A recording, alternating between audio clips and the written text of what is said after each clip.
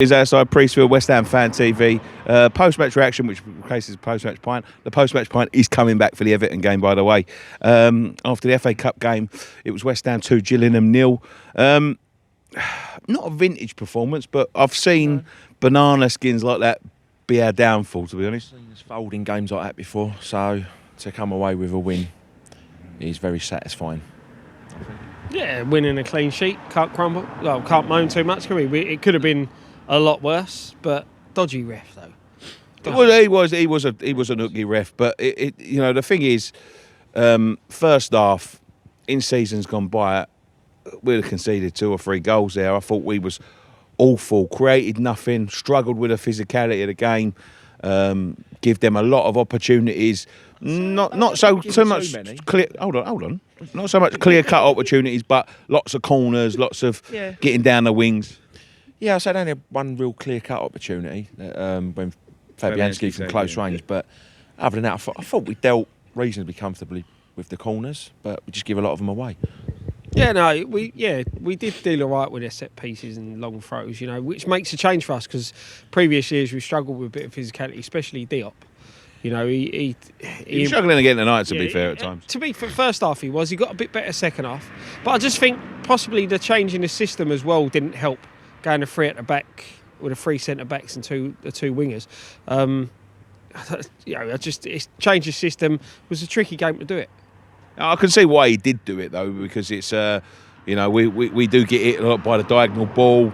He wanted the 3 centre backs to shore up the back. Do you think that was the right thing to do? Yeah, like Scott said, first half it wasn't really working for us. Like I say, we couldn't deal with the physicality. I say Gillingham.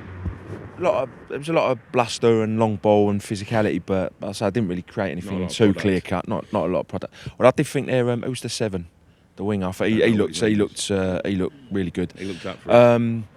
But yeah, first half it was just players, like Anderson, and that just walked in with their heads down. Just didn't look interested, and like you say, season's gone by. We could have gone in 1-2 down. Well, look, one of the big things that happened in the first half, and I think it was I believe it was a turning point of the game, was Fredericks went down with a bad hamstring injury. It looks bad anyway from what I've seen. Hopefully it's not too bad and we don't miss him. He limped off, didn't he? So I can't see it. He didn't snap his hamstring because when that happens you go down straight away. It looks like a pull. He's felt it and he's said get me off straight away, which may benefit him in the long run, but I'm with you. That was the turning point in the game, him going off injured. Well, Zabaleta come on, and I tell you what, apart from a few times he got skinned on the wing, which you're going to expect at his age, he's very positive. Yeah. Going forward, he was very, very positive, and he got his first West Ham goal. Yeah, he played the wing role perfectly. He was looking to give... The thing about him, he's a very intelligent footballer. Yeah, we were saying, weren't we? He's probably the most intelligent footballer we got. And that's it. Fredericks was playing the ball back to the centre half and then standing there waiting for it back. As soon as Zabaleta got the ball, he played it back to the centre half and spun and just went down the line. And he created chances, he created space, and it's where the goal come from, his movement. And that is just down to his intelligence. Fredericks, unfortunately, he's got the pace, he's got the ability, but he doesn't seem to have that footballing brain that Zabaleta's got. Yeah, I mean, you could see he was trying that little sort of diagonal, get the between the defenders, try and get them turned. 3 or 4 times the ball was on, we didn't play it, and then when we did, he caused problems. Should have had a penalty.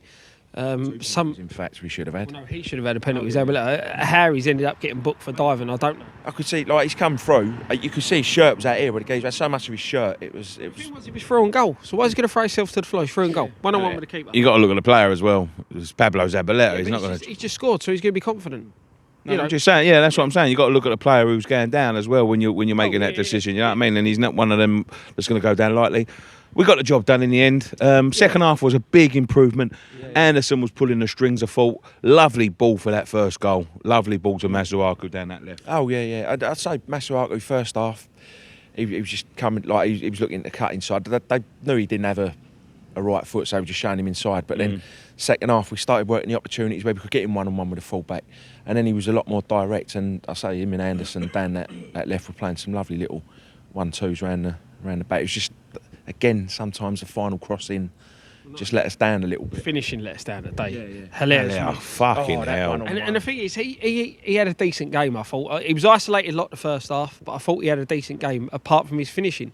which is what we signed him for at the end of the day. That the one where he fell over, that just summed up his evening really. The thing is, a lot of people don't accept this when it comes to football, but the ground looked a very difficult ground to play on. A lot of players sliding around, not got the right footwear for it, and that spent most of the game slipping over, didn't he? There's quite a few of them did actually. It looked like a bit of a dodgy ground, and that might have contributed to Elias. But I thought we had a very good game otherwise. I thought his hold-up play was good. I mean, a lot of the time he was very isolated, and we was asking him to just hold the ball. Try and work miracles up there on his own, because we were getting the ball up to him first half, and the midfield weren't following up. Yeah. So they were winning the second ball, third ball. We just weren't. It looked a little bit Pellegrini-esque when in the first half, and it looked like Moyes stuck a rocket up their arse the second one. Fornell's got his goal. He's starting to impress me week in, week out. He's looking good, mate. He's looking good. He's been our form player of the last 4 or 5 weeks, hasn't he? He's stepped up. It looks like he's finally adjusted to the Premier League. He's got used to the physicality. He's causing problems. I just think he's going to keep getting better and better. We just need to get the right players in this window to sort of benefit him as well as Hilaire. Finally, I was going to talk about transfers, but we're going to have transfer dailies. But Jedson Fernandez, just the one transfer. Have you seen much of him? Do you know much about him? His name is Jedson and not Jelson. I thought his name was Jelson, but he's got a nice little card on FIFA, Dom says. Okay, brilliant. Thank you very much for joining us on this edition of West Ham. Oh, finally, who do you want in the next round? Nice home draw. Fulham. I like an home draw. Home draw would be nice. I don't know why I just got this feeling we're going to get something like Wednesday, like Sheffield Wednesday or something like that. I think. Have you pulled that out? No, I don't know. Just a I feeling. see Sheffield Wednesday since about 1997. No, I've just got this feeling we're going to get them. I was completely wrong, probably, but I've just got this feeling we're going to get them. Fulham at home. Yeah. I want an home draw as well. Thank you very much for joining us on this edition of West Ham Fan TV's post-match reaction. Go and check out all the fan cams that we've just done. The build-up to Sheffield United, which we won't be at, unfortunately. None of us could get the time off work, so we'll be doing something in and around the game. Well, there's a preview. The fan cams that have just gone up, and we're pushing for 50,000 subscribers. We've got quite a few subscribers over the last few weeks. If you are new around here, please hit the subscribe button and the like button and the notification button. That helps us out greatly. One thing left to say, boys. Come on, your irons.